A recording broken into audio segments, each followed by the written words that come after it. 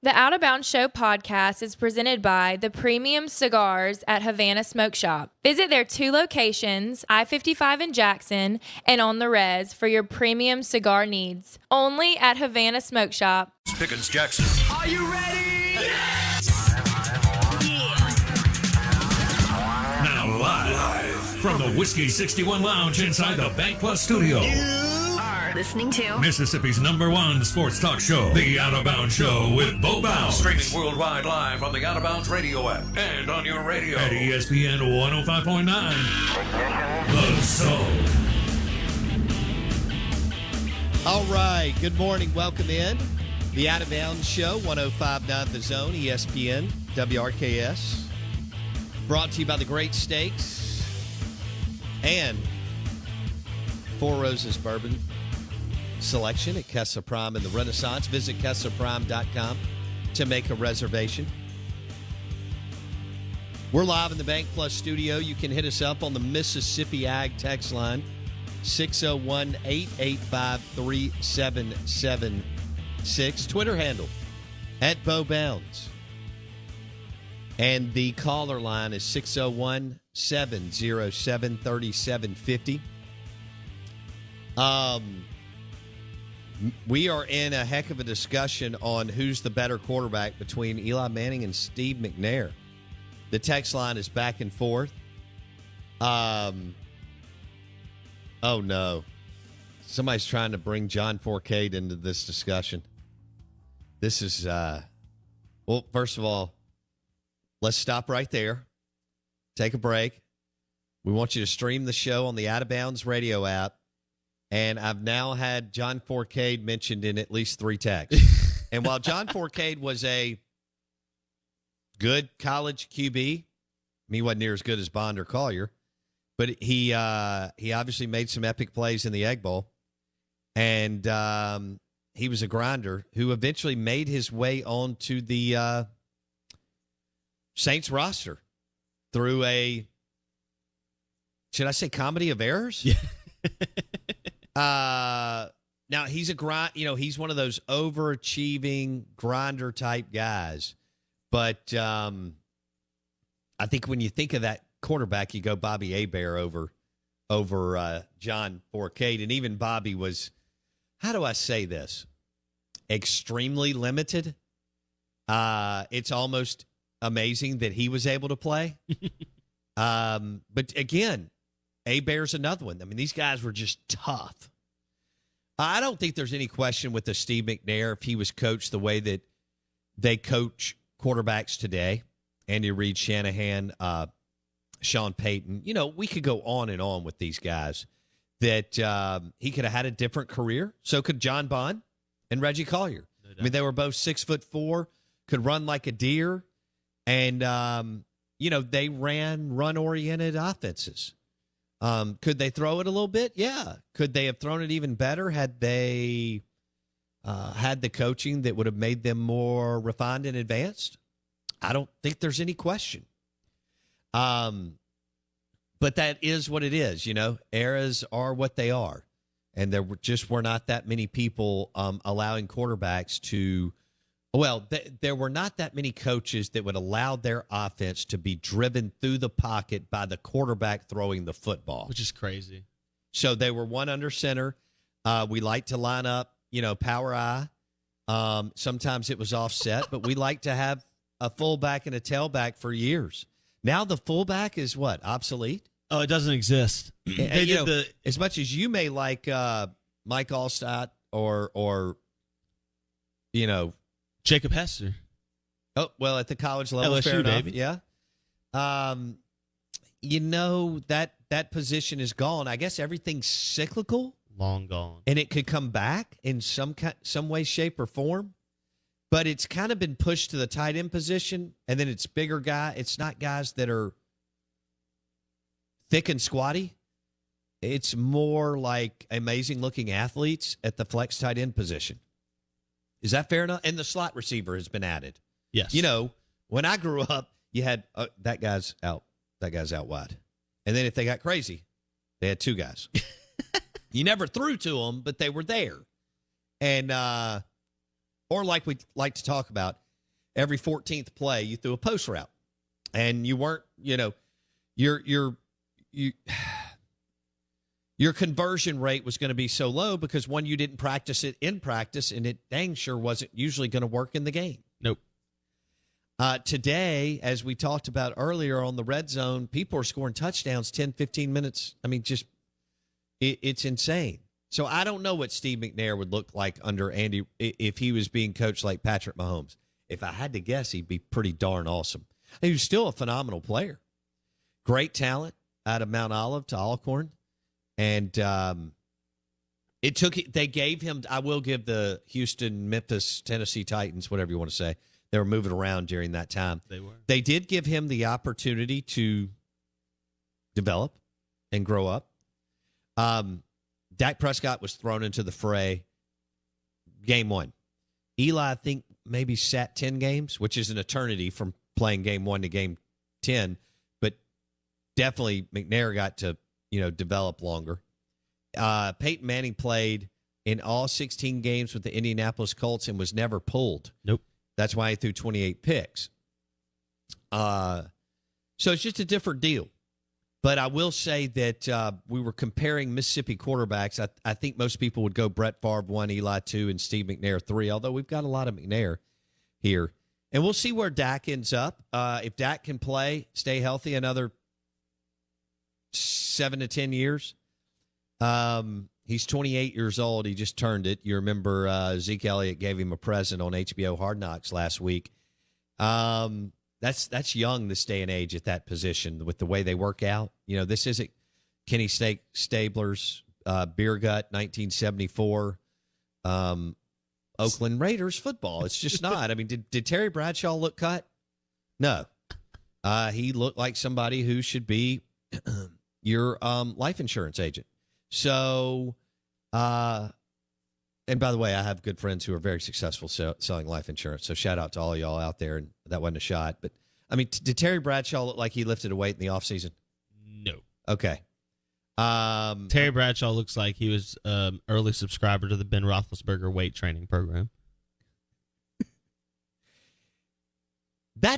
Ben Roethlisberger's training program is something that you could embrace. Yeah, he's recommitted to his body, he said, for this offseason. He's doing he yoga did, instead of yoga once a week, Roethlisberger did yoga twice, or he did yoga once a week and he did hot yoga once a week. There you go. So is hot yoga where he just had hot wings with him while he did probably, yoga? and he was watching maybe like his wife do hot yoga. So that may have counted. Roethlisberger may be thinking, all right, I sat outside at our pool during the offseason at my beautiful home, wherever he lives, and I watched my wife do hot yoga while I smashed wings. Yeah. And that means I committed to getting my body where it needs to be. He's getting yoga osmosis. Yeah. That's exactly what it was. White Denzel says it's not even close. McNair as a pro was way better than Eli Manning. I think a lot of this is dropping along Ole Miss, Mississippi State. I don't know. Fandom lines. Because Ole Miss fans don't give Dak any credit. And Mississippi State. Now, there's a bigger percentage of Mississippi State fans that loved, that really got into Archie, which allowed them to cheer for Eli. For Ole Miss, I don't think that's there. Just a different thing. The allure and the nostalgia and the romanticism of Archie playing in the late 60s, early 70s is anybody over 50 years old is impossible to shake. It really is. It is. It's incredible. Okay. Yeah. And so with that goes, we're all biased. And, that for a lot of people, that memory was amazing and wonderful and da-da-da-da. And so that's where it takes us. But White Denzel says he's going with McNair. Now, Flowwood Reb comes in strong, and he says, look up Eli Manning will be a first-ballot Hall of Famer. 2-time Super Bowl winner. He's a 2-time Super Bowl MVP. He's top 10, pushing top 5 in pretty much every statistical all-time category from yards to touchdowns, as well as fourth-quarter comeback wins. And, yes, interceptions as well. So Flowwood Rev says there is no discussion. Eli Manning's a first ballot Hall of Famer, according to Flowwood Rev. I think he will be a first ballot Hall of Famer. You can order award-winning Jonesy Q rubs and sauces at jonesyq.com. Use promo code OOBShow if you order $20 or more and receive free shipping. That's jonesyq.com. Promo code OOBShow.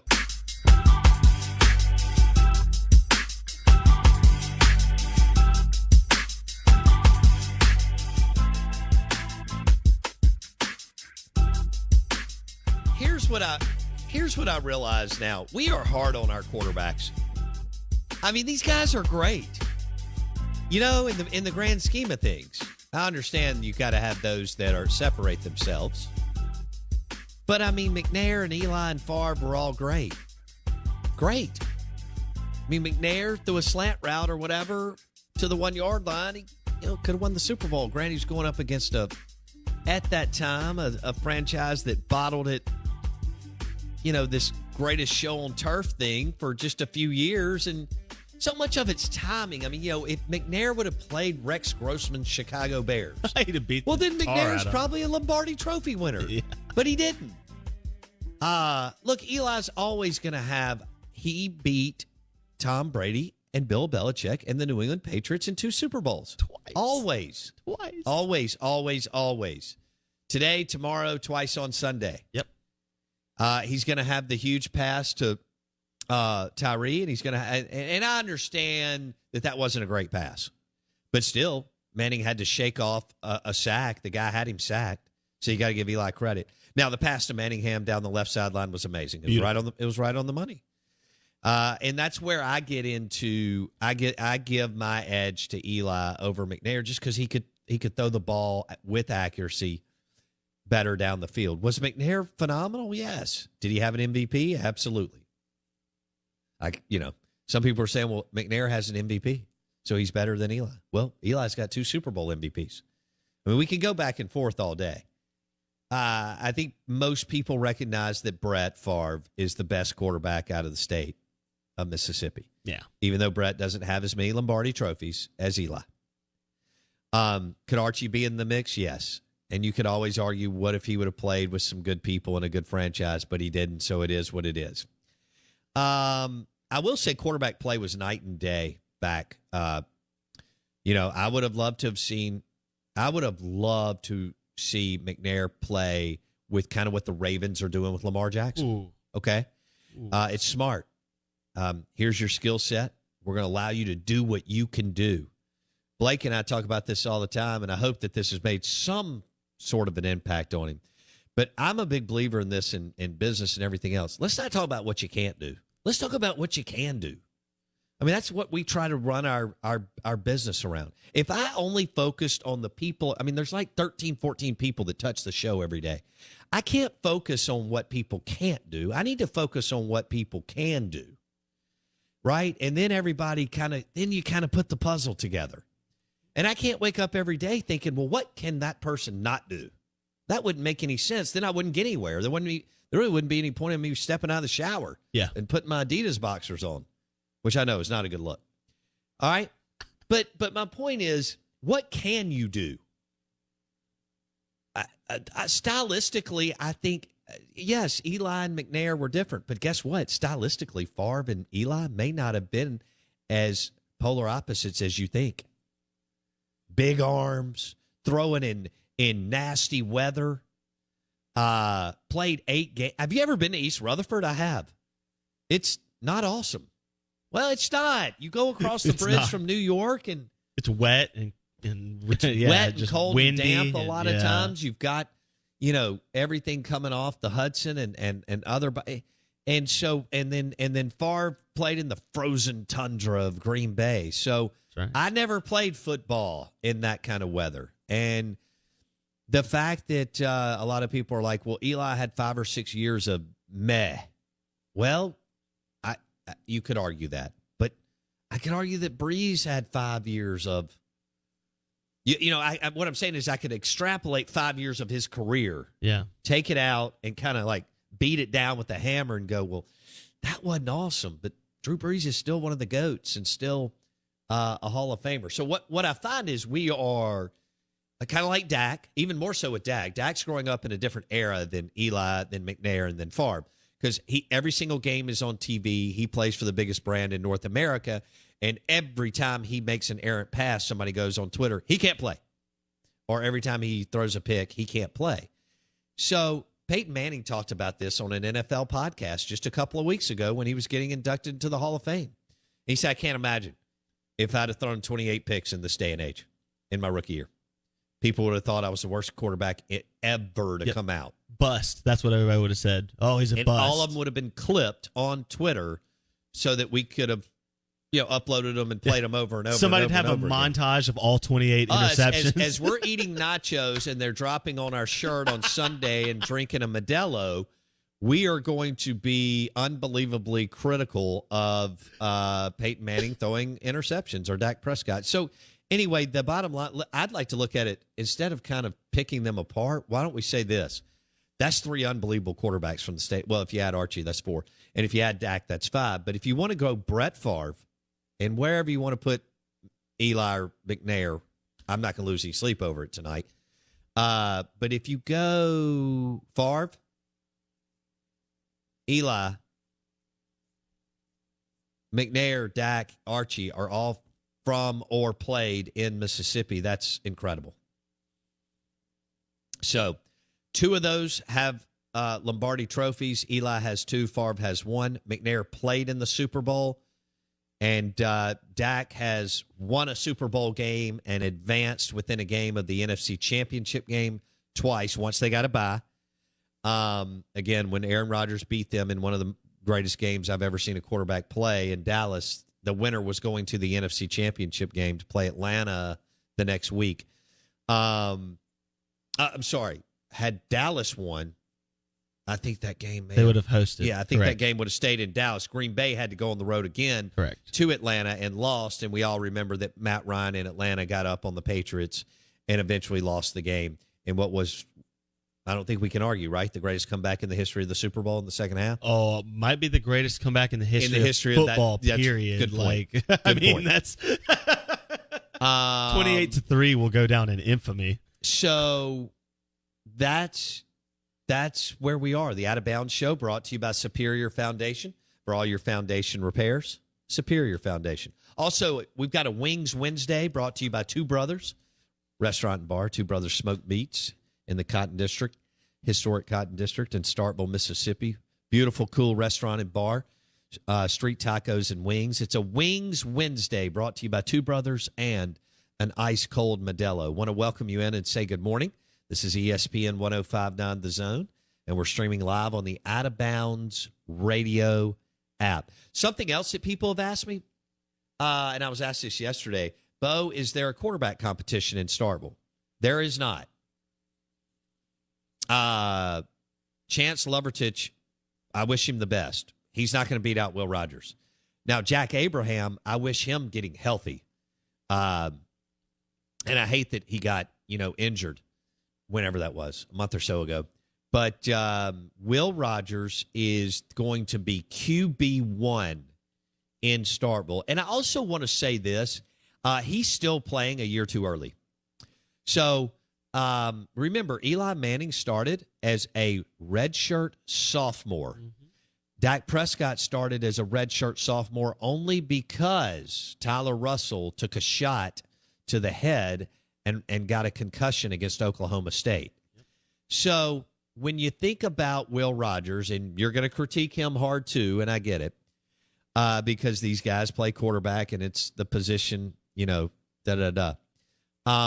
He is still playing too early, but they don't have anybody else. So he should not have played last year, but I thought he played well. He is still, I think, in a steep learning curve. And for MSU fans, I would take that into consideration. But Chance Lovertich, who I think wonderful young man, had a great career at Prep, grinder, JUCO, South Alabama, now at MSU learning the air raid.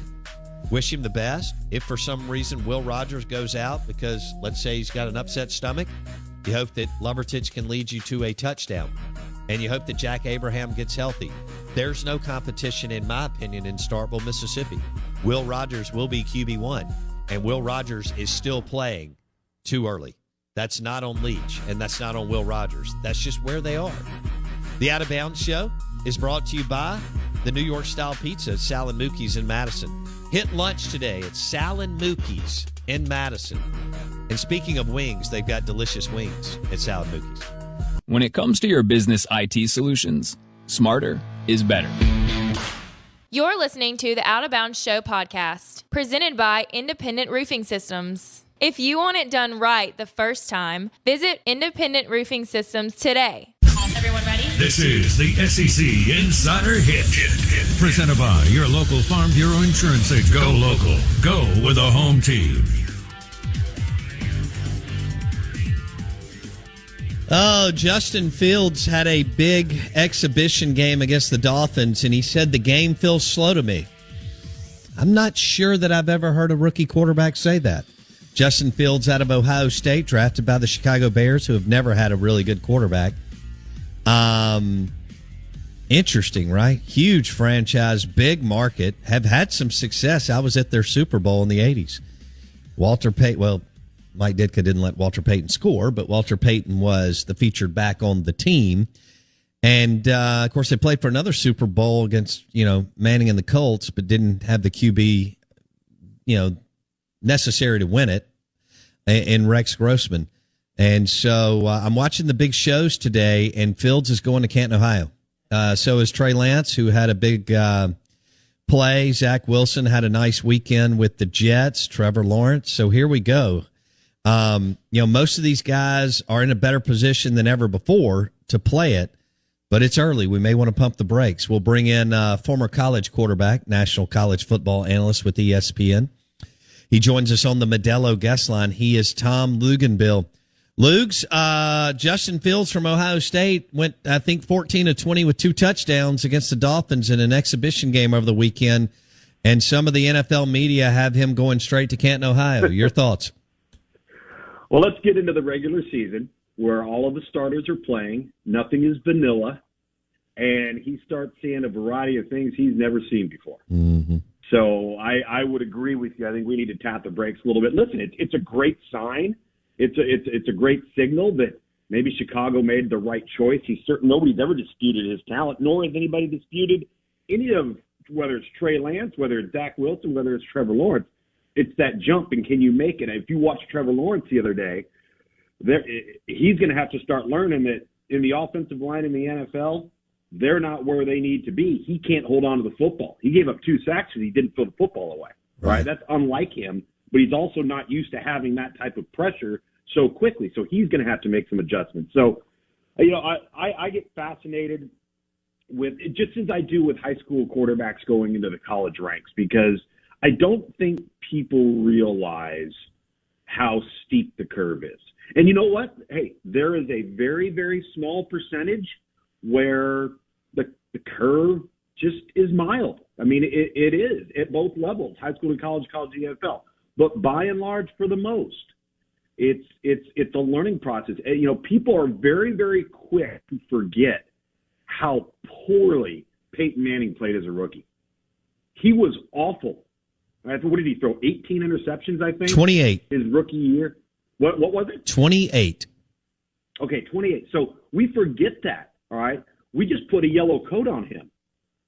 So we've got to take some of these things with some perspective and let these kids grow and mature. And the one thing that I think is really important, especially for a Zach Wilson, a Trey Lance, a Justin Fields, even a Trevor, but the guys that are dynamic athletes, the NFL is finally embracing that. They're not trying to put guys, all right, you're either going to be in the multiple pro style or you're going to be in the West Coast. And there's no other option. And you can thank Andy Reid for that, because he finally stepped aside and said, you know what are we doing here? We can't stick a square peg into a round hole. We got to start basing the offense around how these guys were groomed, how they were brought up, and doing what they do best. And I think because of that, in the era that we're in, it gives guys like Trey Lance and Fields and Zach Wilson, it gives them an opportunity to be at their best, because you're not fighting an uphill battle scheme-wise. Tom Luginbill, who has run recruiting at ESPN for over a decade, national college football analyst, joins us on the Modelo guest line. Okay, when evaluating quarterbacks, whether it's Trevor Lawrence, Tua, Shea Patterson, among many others, when Tom Luginbill sits down and starts that process, what's the first thing you're looking for? Accuracy, and the second thing is decision making. Those two areas are probably the most critical areas. Now, we can get into competitive temperament. We can get into mental toughness. Obviously, those two are really, really important. But it doesn't matter how strong your arm is, how fast you can run, how tall you are, how strong you are. If you're not accurate and you make poor decisions with the football, you will fail. In fact, you'll get moved to another position. And so sometimes at the high school level, the accuracy part of it can be fairly identifiable if you start to peel back the layers and really go through the tape. The decision-making part for the high school kid can be a bit more difficult because now we're in this era of the shotgun and the spread offense and bubble screens and, the quarterback's clapping, he's lifting his leg, and then he stops, he looks to the sideline, and the coach gives him the call of where to go with the football. So how many decisions is he actually making? What is on his plate, both pre-snap and post-snap? And how quickly he's able to process that information. So that's a little bit more difficult to identify, in my opinion. And I think that if you're a guy like Jimbo Fisher that puts a lot on the quarterback's plate, when you're recruiting quarterbacks at the high school level, it's probably the number one thing Jimbo Fisher is inquiring about from that high school coach. What is this guy capable of handling? Can he process? What's his football IQ? How can he run the offense? Does he understand protections? Does he understand how to get out of a bad play and into a good play? A variety of different things. But it ultimately comes down to those two areas. It comes down to accuracy and decision-making. All right. When you and we did like 20 interviews with you on Shea Patterson. And if you remember that. And look, sure. Shea was a great high school. I was not in the camp. Right. I was not in that camp. Yeah. You weren't. And what was interesting is the conversations you had, you were very, you gave the young man a lot of props on the air, right? And you're not in the position, you don't want to just hammer these kids coming out. You don't want to blast a 17-year-old. No, and you don't want to do it until you see some things on film, a year or two of college ball, whatever.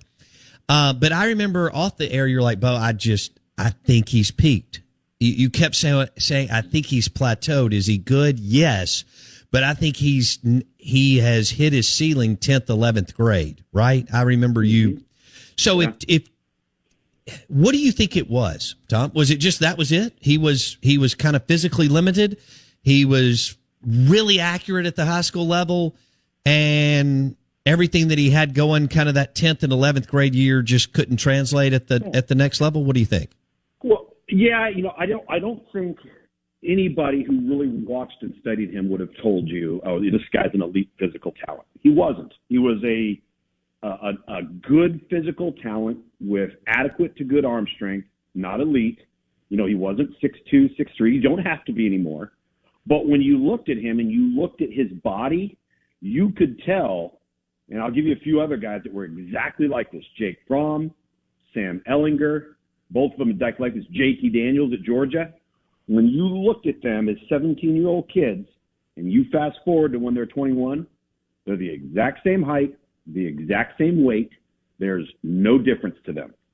There's no upside to develop and take it to the next level. All right, so you take a Zach Wilson, who's like 185 pounds when he arrived at BYU. You take a Trevor Lawrence, who was, 6'6", but he weighed about 190 pounds coming out. He's close to 225 now.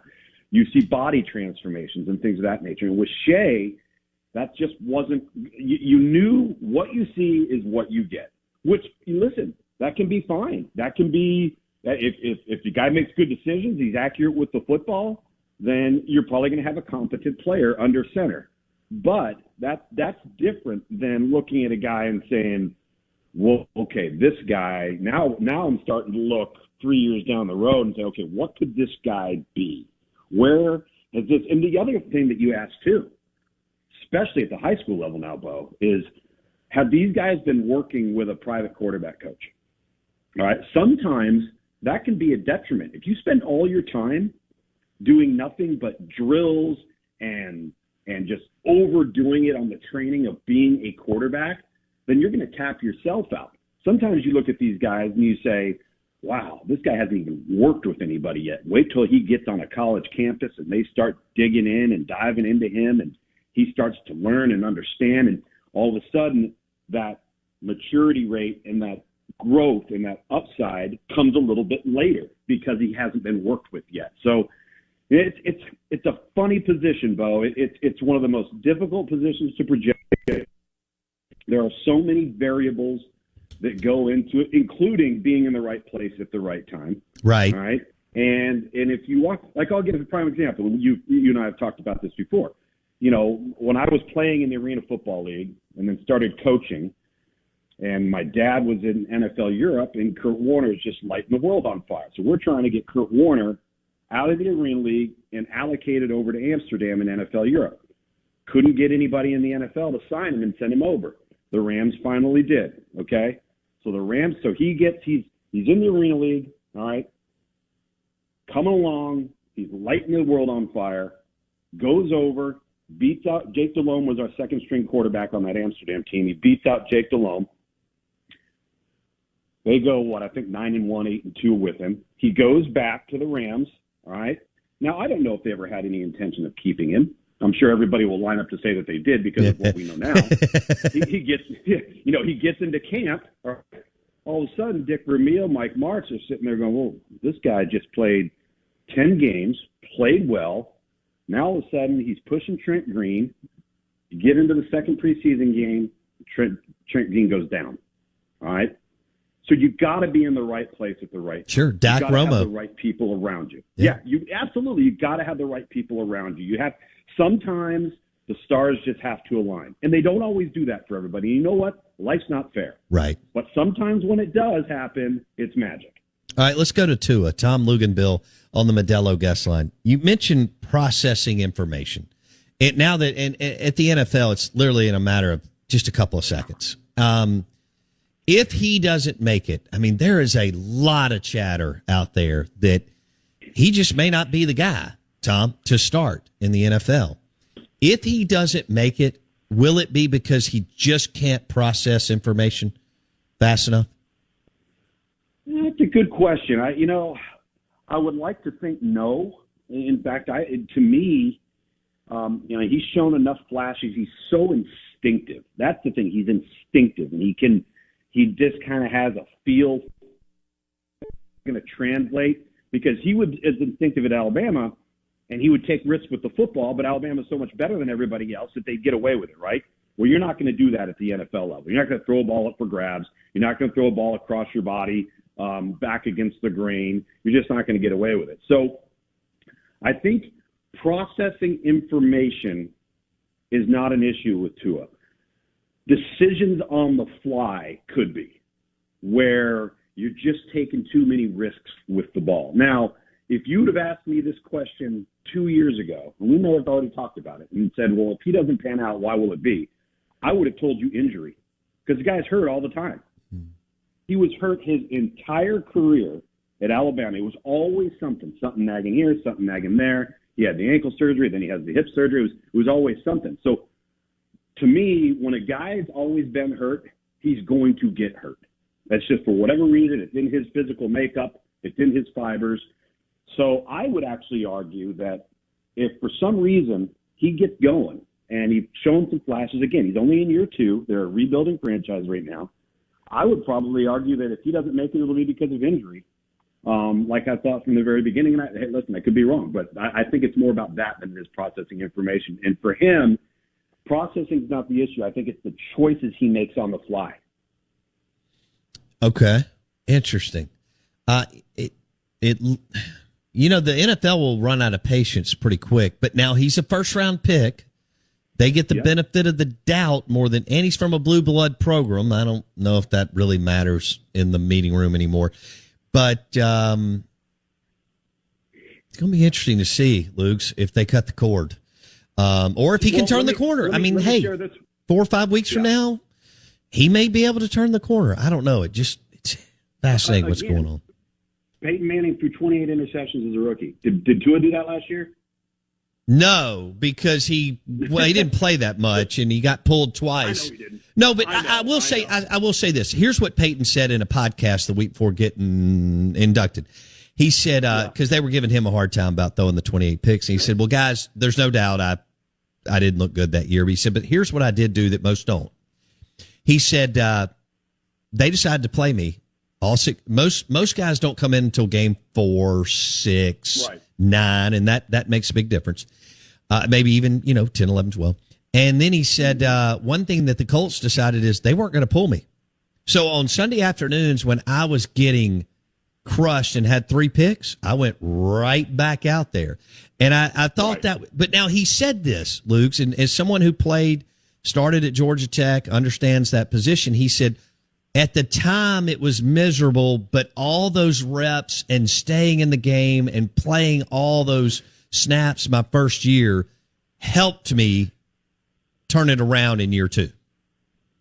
Couldn't agree more. And he's right, because there's experience from standing on the sideline and holding a clipboard, and there's experience from actually playing even if it's not going well. All right, those are 2 entirely different things. And he had the benefit of the latter, which was really important. I think with Tua, and it's interesting because you asked about like processing and decision making, and I said this on your show. And listen, Mac Jones may be just fine in the NFL. He may be ready to roll, super smart, prepares, love all that stuff. But do you remember last December when I was telling you about, because everybody was going off about his statistics and his completion percentage was 77% or whatever it was on the year. Sure. And I had shared with you when we were doing some film study that Sark had come up with what I call pre-snap RPOs. And every time Devontae Smith was in motion and they would run something that put him in motion, there was a decision that was made based off the rotation of the defense because he was such an influence. And pre-snap would tell Mac Jones where to go with the ball. He didn't have to do anything post-snap, nothing. It was all pre-snap, run-pass option or pass-pass option. Okay, so you may not be running it or throwing it. You might be throwing it here or throwing it there. But it was quick, out the gate, the whole 9 yards. On those plays on the season, he completed 92% of his passes. That is incredible. 92% of his passes, but didn't have to process anything. So now you're sitting there and you're looking at that going, brilliant move, Sark. It was you got the personnel to really influence people. You can make things easier on the quarterback. You can go faster because not a lot of people are thinking. But then from an NFL perspective, are you looking at that completion percentage and are you saying, okay, he completed, 77 whatever it is percent of his passes, and they were all on, intermediate, deep level throws, tight windows, all those sorts of things. Then you ask, okay, if Mac Jones was playing at Kentucky, where he originally committed out of high school, would he have been a first-round draft choice? And so I don't know what's going to happen with Mac Jones. That's a good question. I think he was the benefit of remarkable talent, remarkable coaching around him at Alabama, took advantage of it, and he blossomed into a first-rounder. But again, guess what? Right place, right time. Tom Luginbill on the Out of Bounds show and the Modelo guest line. All right. Right now we can say Matt Corral, looks better than so many of these guys that we thought were supposed to be stars at that position, Luke's. Mm-hmm. His arm, his ability to extend plays, and of course the offense he's in is perfect for him. All right, let me switch gears. We've got a couple of minutes here. A&M. You mentioned them early. Mississippi State and Ole Miss both play A&M this year. Haynes King, Zach Calzada? Calzada, yep. What do I have there? What am I looking for? Calzada is a rare arm talent as a passer. He's not a dynamic athlete. Haynes King's a little bit more of a dual threat. Can extend a little bit, can make things happen with his feet, so they're a little bit different. Again, knowing what I know about Jimbo and following that offense and visiting with him in preparation for games that we've done in the past, It's going to be about who can run the offense, because he doesn't care if you're a redshirt freshman or you're a senior. I think I shared this with you in years past. The question I asked him of Jameis Winston when he was a redshirt freshman, I said, well, how, he's just a redshirt freshman. And this was the year where he was unconscious, won the Heisman Trophy. I said, how much are you doing and how much is he doing? And he said, oh, no, he's running the whole entire thing. Because that thing comes from the sideline, and from that point on, it's all him. So whichever of those two guys can display that they can do that will likely be the guy that they will go with. My inclinations is probably going to be Haynes King. I think Haynes King is a more accurate passer than Zach Calzada. Even though the arm strength's very enticing, it's got to get to the right spot. Okay. And by the way, did you see, they lost McKinley Jackson? That's a big blow. I saw he got arrested. Yeah, I mean, that guy's a difference maker in the defensive front. They can't afford that one. Oh, he's from just down the road here, Yeah, Jimbo came in the state of Mississippi and grabbed the number one player in the state. So, yeah, we're more than familiar. All right. Would you agree that there's a big drop-off, that there's Matt Corral and then a big drop-off between the next guy, whoever, whether it's JT or whoever? In the conference? In the SEC. In the SEC. Yeah, from a talent perspective, as far as physical tools, yeah, because like I said, JT Daniels he is what he is. Now you're going to have Max Johnson, who's a pure pocket guy at LSU. Not to say Miles Brennan was any more dynamic, he wasn't, but Alabama, with that little guy, I'm going to be interested to see how he holds up. Okay, kind of like Tua. Yeah, like Tua, but he's much more frail than Tua was. Like Tua was short, but he wasn't small. No, he was kind of Bryce stocky. Is short and small. Yeah.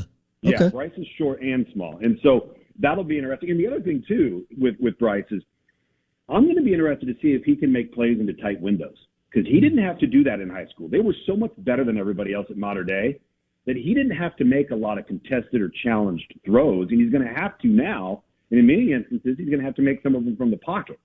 So that's going to be fun to watch. But, yeah, I think to answer your question, and you know me, I'm a Matt Corral guy. I think outside of Spencer Rattler, anybody who's talking about any quarterback, including Sam Howell, including DJ, are glossing over Matt Corral for some reason, and I don't know why. I don't either, but I think he'll race. Heisman odds. How about this? I saw Heisman odds come out yesterday, and they had C.J. Stroud on the list and not Matt Corral. What? Well, I mean, come on, Lugs. I think he's going to erase all doubt from now through Thanksgiving or so. So, and I think midway through the season, people will start to understand, what he can be and how good he is. And they could boat race Louisville. Man, I didn't realize how young Louisville is. And they still, out-recruit them by 25 spots or something like that. So, going to be a monumental task for Coach Satterfield and so on. All right, buddy. Were you breaking down film all weekend? I mean, what's going on? We got like 30 seconds left. Yeah, well, so what I've been doing is I've been looking at my crypto wallet, and with all of this inflation, I've got confetti and balloons dropping down in my ceiling. So I've been fired up, dude. I mean, come on. No, yeah, I've been getting into a lot. I'm starting to get into Oklahoma Tulane. That's going to be my opener on ABC at noon. That Labor Day weekend Saturday. So oh, God bless Tulane. And they have a super head coach, but goodness gracious. He's really good. Really good. Wow. All right, bud. Have a good week. All right, man. Talk soon. Tom Luginbill, National College Football Analyst, ESPN, joining us on the Modelo guest line. Good morning. Welcome in. The show is brought